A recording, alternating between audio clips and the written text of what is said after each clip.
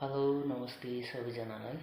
म टिका लिम्बूको तर्फबाट आज म यो मेरो दोस्रो दिनको भिडियोको एक्सपिरियन्स हो है। तपाईहरु चाहिँ कसरी चाहिँ दिनचर्याहरु चाहिँ बितिरहेको छ है। मेरो चाहिँ आज खासै त्यस्तो अब केही थिएन, कामसाम अलिअलि गर्यो बस्यो अनि अहिले चाहिँ अब यसो केही अब कन्टेन्ट नभए पनि आफूले यसो भिडियो चाहिँ बनाउनु पर्छ भन्ने खालको एउटा बानी बसाल्नु पर्छ आफूले बोल्ने कुरामा भन्ने कुरा चाहिँ आफूले लागेपछि यहाँ भिडियो बनाइरहेको छु है त। भिडियोमा पनि अब दोस्रो दिनमा खासै त्यस्तो केही अनुभव हुँदैन है।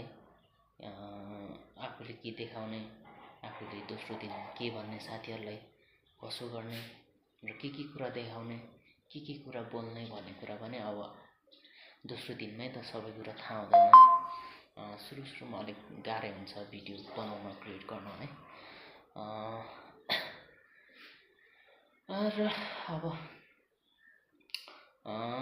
यसरी नै अब भिडियोहरु कसरी बन्दै जान्छ आगामी दिनमा हैन, हेरौं कसरी बनाउन सकिन्छ भन्ने कुरा चाहिँ अब जति पनि अब भिडियोहरु बन्दै जान्छ, जति बनाइदै गइन्छ त्यतिखेर मात्र अलिक चेन्ज हुन्छ जस्तो लाग्छ मलाई चाहिँ हैन।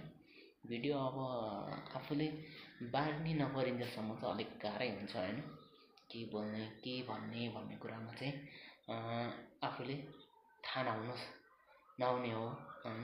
एकदम आफू बोल्नै के बाटो नपुगेको जस्तो चाहिँ अनुभव हुन्छ है त साथीहरु।